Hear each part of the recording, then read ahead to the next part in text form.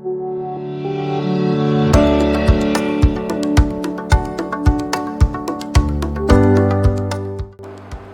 I'm Liz Petsky. I'm one of the team leaders of the Petsky team at RE/MAX by the Lake here in St. Joseph, Michigan.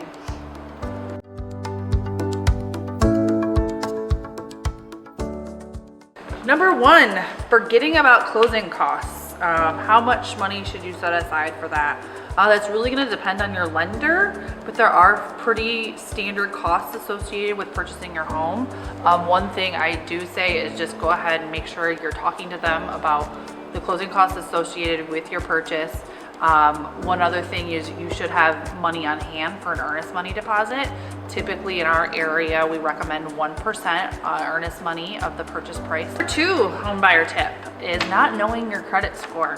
6 months, a year, even 2 years before you're going to be ready to purchase a home, that's something you need to start looking at. Is your credit score, do you have enough credit? Do you have bad credit? There's some websites you can pull your credit score from. Depending on that range is going to be whether or not you can qualify for a property, and what your credit or what your interest rate is going to be is very dependent on what your credit score is. Number three, falling in love with a home versus that neighborhood or block. I always talk with home buyers about things you can change and things you cannot change. There's a lot about the house you can change. The location is not one of them. So you might have a great house, but it might be the biggest one, the most updated, and the rest of the neighborhood and the block isn't quite there yet.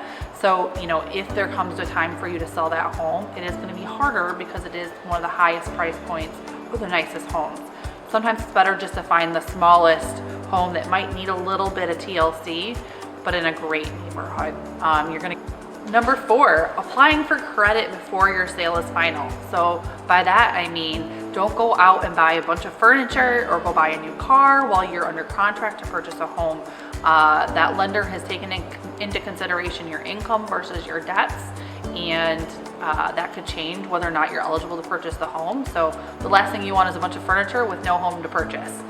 Number five, being too picky. There's a lot of homes, again, like I said, there's great neighborhoods, but you might be a home that needs a little bit of cosmetic updating. Just some cosmetic updating not only will increase the value of your home, being more flexible with what you're wanting can help you find the home of your dreams.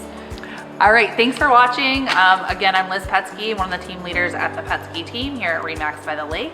Thank you so much for watching. Make sure to subscribe to our YouTube channel so we make new videos every week or two. We also post all of our new listing videos on there. So if you're in the market in Southwest Michigan, check out our YouTube page.